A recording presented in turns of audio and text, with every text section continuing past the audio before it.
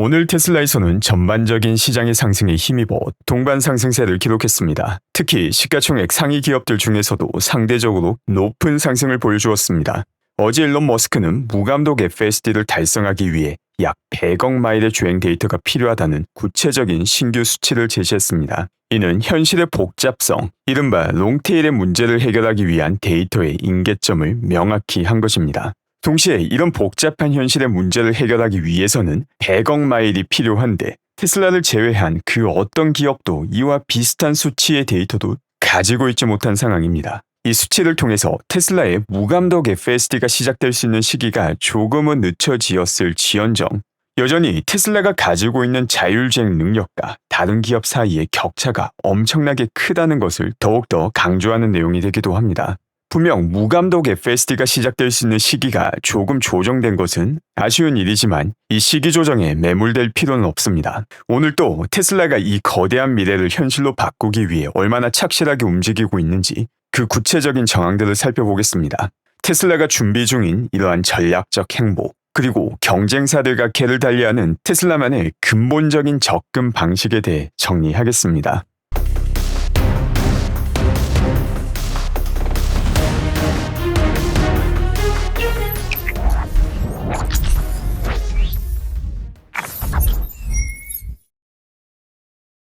지금 보시는 영상은 오늘 아침 캘리포니아 팔로알토에서 목격된 사이버캡입니다. 로보택시 시대를 대비하기 위해서 사이버캡 테스트 역시 꾸준하게 진행 중인 모습을 확인할 수 있습니다.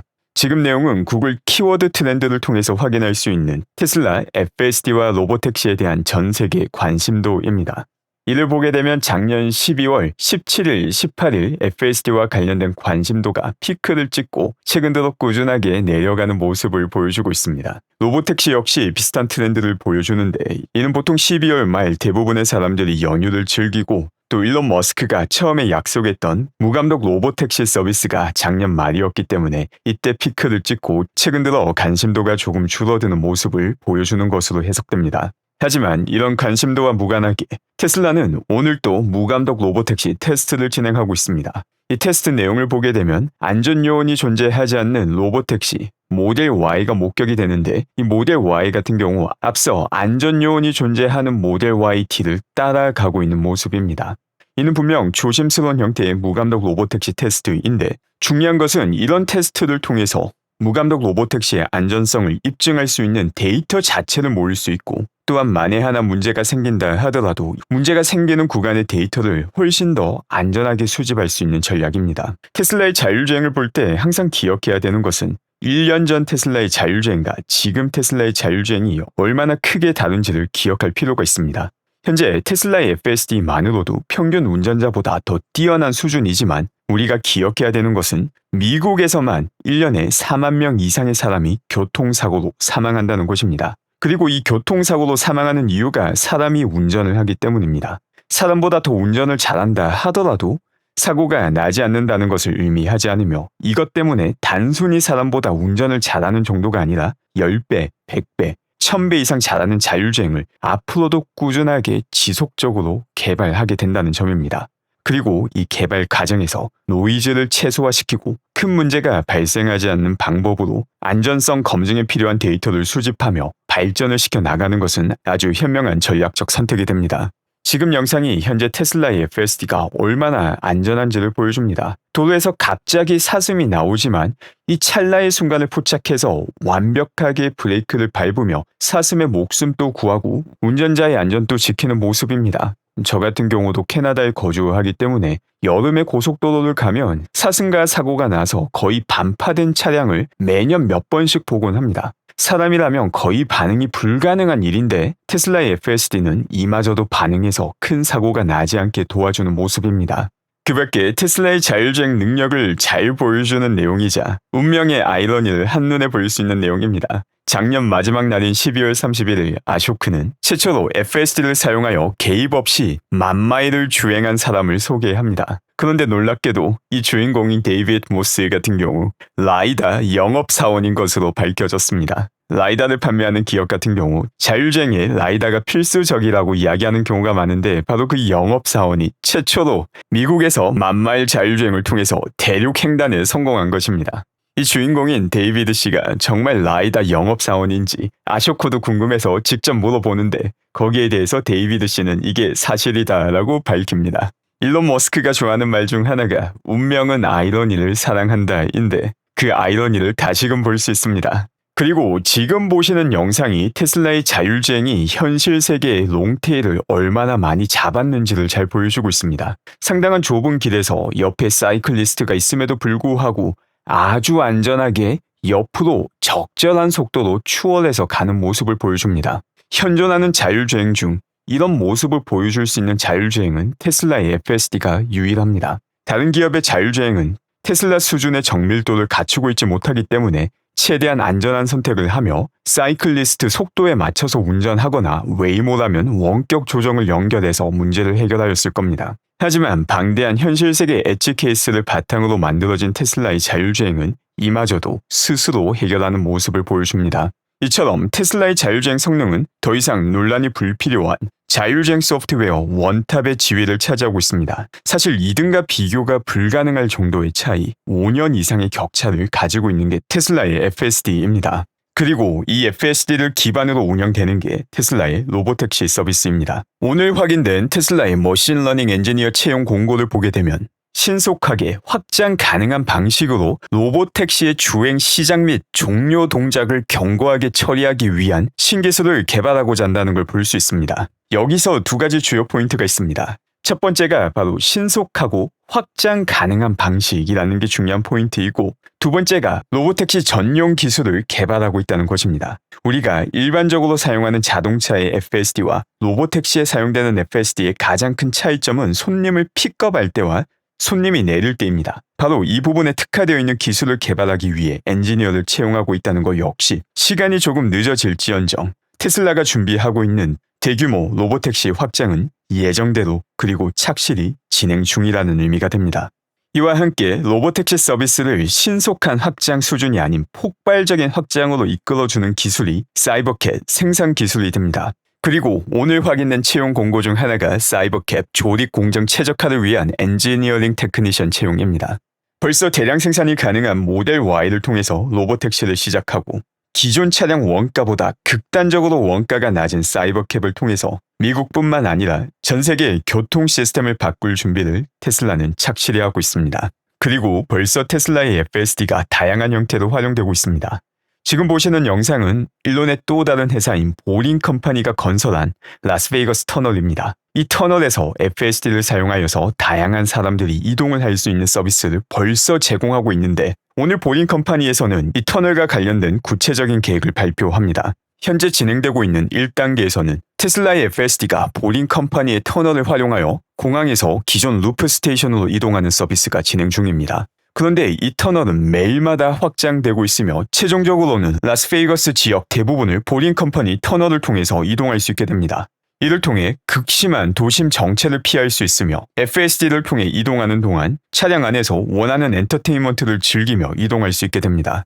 보링 컴퍼니는 궁극적으로 향후 1200대 규모의 테슬라 자율주행 차량이 투입될 것으로 예상했으며, 또한 대규모 승객 이동을 위해서 로보밴까지 미래에 투입할 계획이라고 밝혔습니다.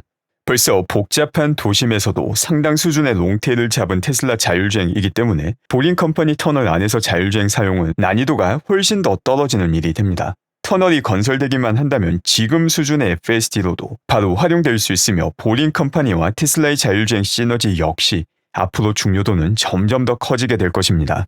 그 밖에 기가 상하이에서는 오늘 500만 대 차량 생산을 축하하였습니다. 특히 기가 상하이 같은 경우 지난 12월 테슬라 역사상 가장 많은 차량을 한 달 동안 중국 내에서 판매하는 데 성공하였습니다. 지금 차트에서 보이는 이 노란색이 중국 내 판매량이고 연두색이 수출 물량을 나타내는데, 지난 12월 같은 경우 아주 독보적인 중국 내 판매량을 성취하였습니다. 다만 조금 아쉬운 내용이 있다면 각 분기 기가 상하이 전체 판매량, 즉 중국 내 판매량과 수출 물량까지 합친 내용을 보게 되면 상당히 오랜 기간 동안 한 분기 25만 대 기록을 깨지 못하고 있는 상황입니다. 분명 전체 트렌드로 본다면 우상향 트렌드는 아직까지도 유효한 상황이지만 분기 최대 인도량이 2년 반 동안 깨어지지 않았다는 것은 아쉬운 점이기도 합니다. 하지만 이 기록 역시 올해 새롭게 깨어질 가능성이 높으며 자율주행이 본격화되는 순간 이 수치로 아웅다웅했다는 것 자체가 우습게 느껴질 전혀 다른 수준의 인도량을 목격하게 될 것입니다. 그리고 2026년이 바로 그 시작 지점이 될 가능성이 아주 높습니다. 그 밖에 폴스타 같은 경우 2025년 전체 판매량이 무려 34%나 증가하는 쾌거를 성취하였습니다. 폴스타 역시 순수 전기차를 판매하는 기업이기 때문에 테슬라는 왜 이런 성장성을 보여주지 못하냐는 이야기가 나올 수 있는 배경이 됩니다. 폴스타와 테슬라의 차이점은 주요 시장이 다르다는 것입니다. 테슬라 같은 경우 전 세계를 대상으로 판매하고 있으며 지난 4분기 같은 경우 미국 보조금 삭감을 통해서 어느 정도 타격을 받은 게 사실입니다. 하지만 폴스타 같은 경우 아직까지 제대로 진입한 시장이 존재하지 않았으며 2025년부터 진입하는 시장을 확대해 나가는 단계입니다. 폴스타는 아직까지 북미에서의 전체 판매량이 5% 정도밖에 되지 않으며 중국 역시 1%도 차지하고 있지 못하는 상황입니다. 폴스타 전기차의 판매는 대부분 유럽 시장에서 발생하고 있으며 이 역시 기존에 존재하던 시장이 아닌 새로운 유럽 시장에 진출함으로써 34%라는 높은 성장률을 기록할 수 있었습니다. 그리고 이와 대비되는 게 GM의 전기차 전략 수정입니다. GM은 전기차 생산 철회 및 중국 사업 구조 조정과 관련해서 지난 4분기 71억 달러에 달하는 특별 비용을 기록하였습니다. 특히나 이 중 60억 달러가 전기차 계획 변경과 직접적으로 연관되어 있는데 바로 GM의 전기차 생산을 위해 준비했던 설비 자산 가치를 상각한 것입니다. 이를 풀어서 말하면 전기차 생산을 위해 미국 공장에 큰 투자를 진행하였는데 전기차 보조금이 존재할 때도 전기차를 팔아도 수익이 나지 않는 구조였는데 보조금이 사라지며 전기차를 판매할 때 대당 손해가 극심해졌기 때문에 아예 생산하지 않겠다. 전기차 생산 관련 시설 자체를 모두 다 비용으로 털어버리겠다는 의미가 됩니다. 미국의 전기차 보조금 제거가 다른 기업들에게 얼마나 치명적인 영향을 가져왔는지를 잘 보여주는 것이며 보조금 제거가 진행된 다음에도 여전히 전기차 판매를 통해서 수익을 유지하고 있는 테슬라와의 격차가 얼마나 큰지를 보여주는 내용이기도 합니다. 또 동시에 중국에서 다양한 전기차 제조회사가 존재하지만 이런 회사들조차 순수하게 전기차를 판매해서 수익을 보는 회사는 테슬라를 제외하고는 존재하지 않습니다. 중국에서 다양한 형태로 정부의 보조금을 받고 있음에도 불구하고 손실을 보는 기업이 대부분인 것입니다. 이것 자체가 테슬라가 가지고 있는 제조 능력의 우위가 얼마나 뛰어난지를 보여주는데 이제는 이 제조 능력 우위와 함께 자율주행 AI 소프트웨어 능력 우위까지 합쳐지는 순간이 다가오는 것입니다. 그 밖에 xAI의 새로운 데이터 센터가 건설되는 미시시피 같은 경우 정부 인사가 나와서 이게 얼마나 큰 일인지 자랑하는 시간을 가졌습니다. 이게 충분히 자랑할 만한 일인데 xAI가 미시시피에 새롭게 건설하는 데이터 센터 같은 경우 그 규모가 200억 달러에 달합니다. 이는 미시시피 역사상 가장 큰 민간 투자가 되며 동시에 건설이 끝난 다음에는 전 세계에서 가장 큰 컴퓨팅 능력을 갖추는 데이터 센터가 됩니다. 일론의 AI 기업이 이처럼 대규모 데이터 센터를 건설한다는 것은 테슬라의 미래 데이터 센터 건설 능력 역시 함께 올라갑니다. 다른 자율주행 기업과 비교가 불가능한 AI 데이터 센터 노하우를 축적하고 있는 게 테슬라가 되는 것입니다. 그 밖에 오늘 CES가 막을 내리게 되었습니다. 올해 CES 같은 경우 주요 키워드가 테슬라의 주요 사업과 정확하게 일치했다고 말을 해도 과언이 아닙니다. 다양한 AI 상품과 서비스, 그리고 휴머노이드가 두각을 나타냈는데 그중 일부를 보게 되면 엄청난 능력의 휴머노이드 조작 능력을 가진 사람도 볼 수 있습니다. 이 로봇 자체도 충분히 인상적이지만 어쩌면 로봇보다 더 눈길을 끌었던 게 바로 이 오퍼레이터의 조작 능력이 아닐까 생각이 됩니다. 그 밖에 한때 샘 알트만이 운영했던 Y 컴비네이터 같은 경우 완벽한 재사용이 가능한 로켓을 목표로 하는 스토크 스페이스에 대해서 이야기를 하고 있기도 합니다. 이 역시 일론 머스크가 스페이스X를 통해서 먼저 닦아놓은 길을 다양한 기업들이 뒤늦게 합류하고 있음을 보여주고 있습니다. 이처럼 일론 머스크는 테슬라뿐만 아니라 다양한 기업들을 통해서 가장 혁신적인 상품과 기술을 만들고 있음에도 불구하고 지금 현재 시점에서 볼 때는 항상 무언가 느리고 경쟁자가 뭔가를 더 빨리 하는 것처럼 느껴지기도 합니다. 여기에는 그만한 이유가 있습니다. CES를 통해서 발표되는 다양한 기술들, 혹은 신규 스타트업이 보여주는 다양한 데모 영상, 이 모든 시연의 목표는 대중과 투자자들에게 우리가 이런 무언가를, 기술을 가지고 있다는 것을 어필하는 것입니다. 이들에게 중요한 건 지금 당장 펀딩을 받을 수 있느냐 없느냐이기 때문입니다. 하지만 일론 머스크의 접근 방식은 다릅니다. 테슬라는 외부 펀딩 없이 스스로 차고 넘치는 현금 흐름을 갖추고 있습니다. 그렇기 때문에 지금 당장 무언가를 보여주는 것보다 장기적으로 성공할 수밖에 없는 접근 방식 그 자체를 중시합니다. 수년 전 테슬라의 자율주행보다 웨이모가 훨씬 앞서 있다라고 말을 하며 마치 초딩이 만든 것과 같은 이 차트 다들 기억하실 겁니다. 다양한 짭퉁 전문가들이 나와서 이 차트를 바탕으로 테슬라의 자율주행이 아주 뒤처지고 있다라고 평가를 했습니다. 이런 어처구니 없는 평가와 별개로 이제는 테슬라의 자율주행이 이른가의 격차를 확인하기도 힘들 만큼 압도적인 성능을 보유하고 있다는 것을 대부분의 사람들이 알게 되었습니다. 이처럼 이 차트가 나왔던 당시 시점의 테슬라에 대한 평가와 몇 년이 지나고 난 다음에 현실의 괴리감이 극도로 큰 이유는 대부분의 사람들이 지금 당장 눈에 보이는 결과에만 매혹되며 그 결과가 어떤 과정을 통해 만들어졌으며 궁극적으로 어디를 향하고 있는지에 관심을 두지 않기 때문입니다. 웨이모 역시 안전한 길만 선택하며 자율주행 성능을 향상시킬 수 있는 핵심 재료인 엣지 케이스를 피하는 길을 선택하였기 때문에 궁극적으로 성공할 수 없다는 게 아주 명확했습니다. 하지만 일부 지역에서 안전하게 먼저 자율주행 서비스를 시작했다는 이유만으로도 이 초딩이 만든 것 같은 차트에 말 그대로 수십만 명이 낚이는 코미디 같은 모습을 봤습니다. 그리고 놀랍게도 이와 똑같은 내용은 오늘날에도 반복될 것입니다. 자율주행과 관련해서도 비슷한 노이즈는 또 나올 것이며 휴머노이드와 관련해서도 비슷한 노이즈는 계속 나올 것입니다. 이는 특히나 휴머노이드 산업에서 중요한데 지금 당장 보여줄 수 있는 무언가를 만드는 것도 중요하지만 그 기술이 얼마나 확장성을 가지고 있으며 얼마나 빠르게 생산 규모를 키울 수 있는지까지 확인하는 게 가장 중요한 내용입니다. 2026년은 예정보다는 조금 늦을지언정 착실하게 진행되는 테슬라의 자율주행 해가 될 것이고 다가오는 2030년까지 테슬라의 옵티머스가 다시금 확장성과 일반성을 증명하게 될 것입니다. 그 밖에 테슬라 대시캠을 통해서 확인된 재미난 영상도 함께 보겠습니다. 아무래도 테슬라의 제로백이 빠르다 보니까 신호가 바뀌고 테슬라 차량이 빠르게 앞서 나가는데 이게 마음에 들지 않아서 테슬라 차량을 쫓아온 운전자가 존재했습니다. 그리고는 내려서 하는 말이 본인이 얼마나 돈을 많이 버는지를 자랑하고 난 다음에 테슬라 차량 말고 진짜 차를 사라고 소리를 지르고 떠나는 한 명의 사람이 목격이 되었습니다. 아니, 도대체 이 사람에게 제로백이 얼마나 중요한 건지 세상은 정말 넓다는 것을 느낄 수 있게 해주는 영상입니다. 그리고 최근 들어 일론 머스크가 미네소타와 관련된 이야기도 많이 하고 있습니다. 일론이 미네소타와 관련된 정치적인 이야기를 많이 하는 이유는 이게 단순히 정치적인 이야기가 아니라 상식을 벗어나도 너무 크게 벗어났기 때문입니다. 현재까지 미네소타에서 확인된 내용을 보면 소말리아계 미국인들 혹은 불법 이민자들이 운영하는 어린이집이 여러 곳 확인이 되었는데 이 어린이집 안에는 아이가 한 명도 없지만 정부로부터 수십만 달러의 보조금을 받고 있다는 것이 확인이 되었습니다. 그 결과 미국 정부에서는 이와 관련된 단속을 하며 불법 이민자 단속까지 진행을 합니다.